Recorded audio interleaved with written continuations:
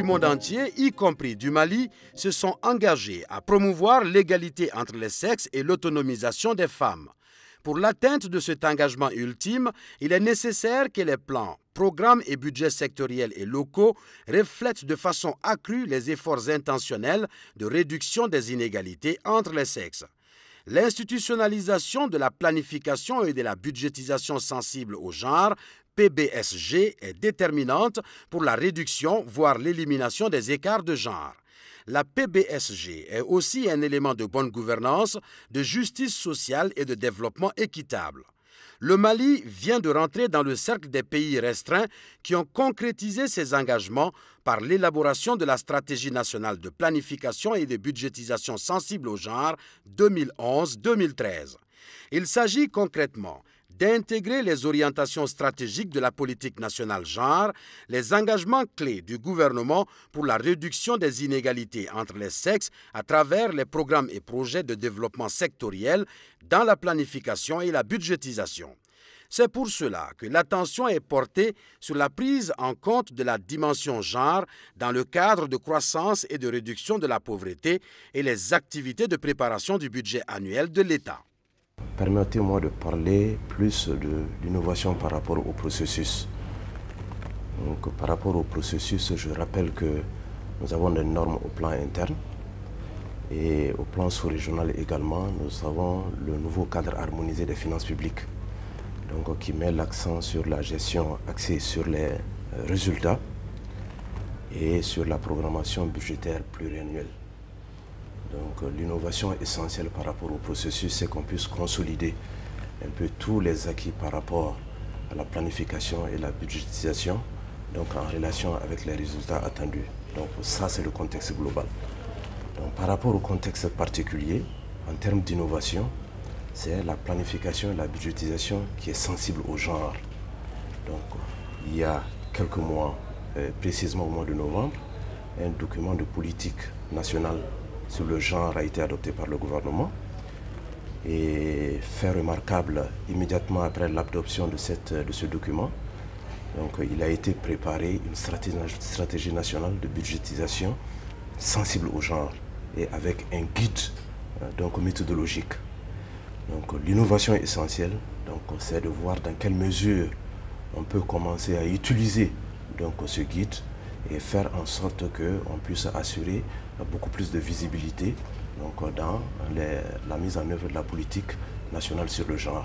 Le processus d'institutionnalisation de la PBSG bénéficie du leadership exprimé et renforcé du gouvernement du Mali à travers le ministère de l'Économie et des Finances et le ministère de la Promotion de la Femme, de l'Enfant et de la Famille, conformément à l'axe 6 de la politique nationale genre.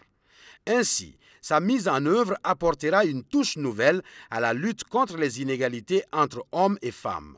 La stratégie de planification et de budgétisation sensible au genre est un élément incontournable de la politique nationale genre au Mali. Le Mali a adopté le 24 novembre 2010 un document intitulé « Politique nationale genre du Mali ». Donc, en fait, la responsabilité dans la mise en œuvre de cette politique-là est partagée.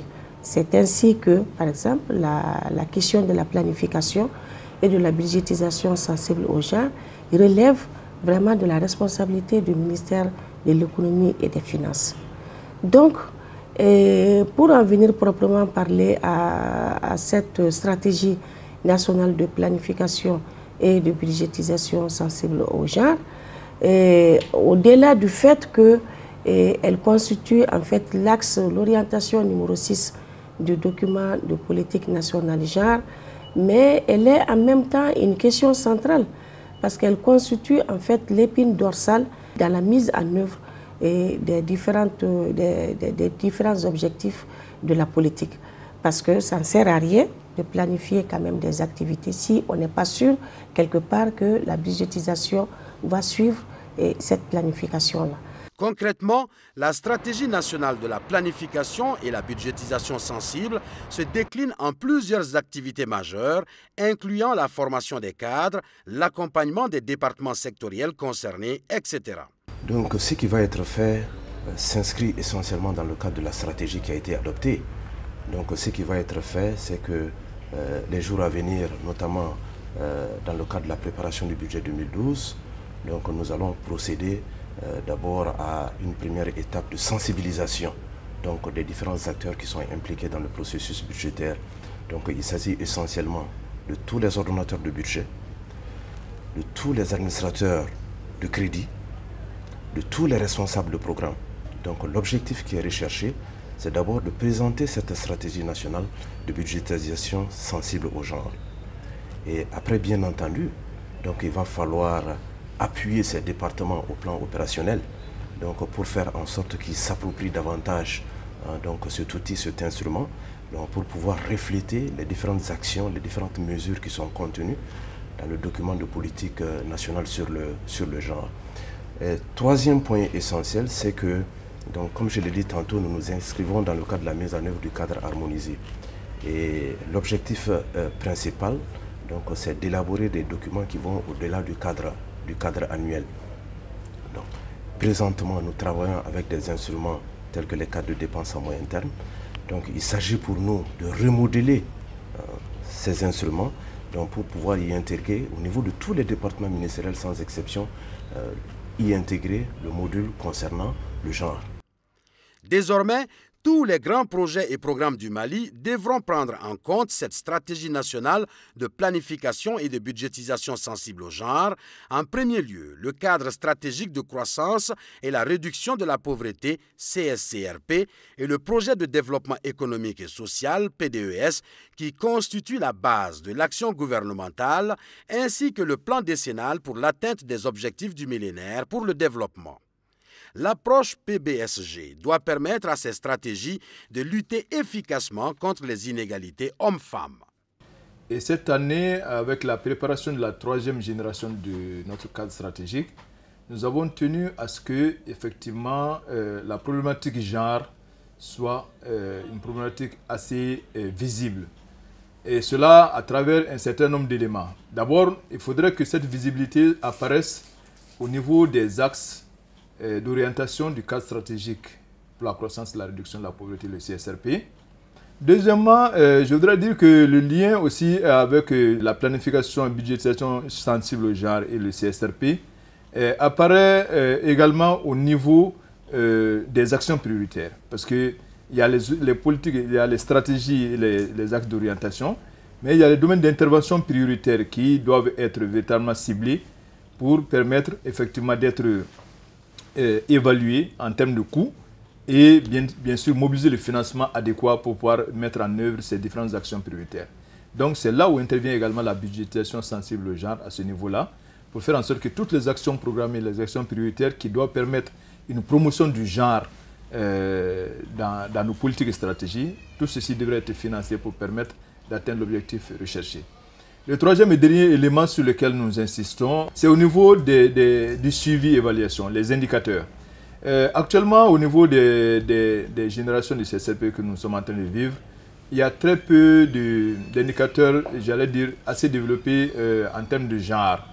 Alors, à la faveur donc de l'adoption de la politique nationale genre et à la faveur aussi des différentes études menées, notamment par ONU Femmes et d'autres organismes internationaux, nous pensons que nous sommes suffisamment outillés maintenant pour permettre effectivement une prise en compte effective des indicateurs genre, en tout cas dans le suivi de notre pipeline d'indicateurs globaux. Tous ces mécanismes doivent à terme permettre une fourniture de services plus équitable au niveau sectoriel et local et contribuer à la réalisation des droits des femmes au niveau institutionnel et individuel. Le genre n'est pas une fonction. Le genre n'est pas une nature de dépense. Le genre, c'est une question transversale qu'on retrouve dans tous les départements ministériels, dans tous les secteurs. Donc, quelle peut être la plus-value? C'est qu'aujourd'hui, quand on prend le document budgétaire, quand on prend les annexes du budget de l'État, on a du mal à répertorier toutes ces mesures qui rentrent dans le cadre de la politique nationale sur le genre. Le fait d'utiliser cet instrument de planification et de budgétisation sensible au genre, ça va nous permettre d'assurer une traçabilité et puis de répertorier toutes les actions, toutes les mesures en vigueur au niveau des départements ministériels et sortir une annexe budgétaire donc spécialement dédiée au genre. Donc je pense que à court terme, c'est la plus-value qui est attendue. Donc l'autre aspect, étant donné que c'est un instrument d'aide à la décision, donc ça permettra à tous les départements ministériels, à tous les ordonnateurs de mieux ajuster les préoccupations liées au genre dans la mise en œuvre de leur politique sectorielle. Pour la mise en œuvre effective de la PBSG, la Commission des finances de l'Assemblée nationale et la société civile jouent un rôle déterminant. La Commission des finances examine le projet de loi des finances et avant sa présentation à la plénière de l'Assemblée nationale. Donc en fait, elle constitue aujourd'hui un allié stratégique très important, une fois sensibilisée et outillée dans la prise en charge du genre. Elle peut aussi influencer et amener à une prise de décision favorable à la planification et à la budgétisation du genre. Donc, elle peut aussi interpeller le gouvernement pour l'intégration du genre dans le budget. Ainsi donc, au-delà des mots et des nominations de femmes dans des postes stratégiques, le Mali vient d'opérer un virage décisif dans la promotion des femmes. La planification et la budgétisation sensible au genre va contribuer au développement socio-économique durable, efficiente et équitable pour les hommes et les femmes du Mali en vue de la réalisation des objectifs du millénaire pour le développement. C'est la conviction des partenaires techniques et financiers qui accompagnent notre pays. L'initiative de la PBSG est d'ailleurs fortement soutenue par l'ensemble des partenaires techniques et financiers, notamment ONU-FEM, UNFPA, la coopération belge, les projets Canada, la Banque mondiale, pour ne citer que cela. En clair, la mise en œuvre de la stratégie nationale de planification et de budgétisation sensible au genre est une approche destinée à répondre à certaines disparités du genre qui existent encore dans certains secteurs au Mali.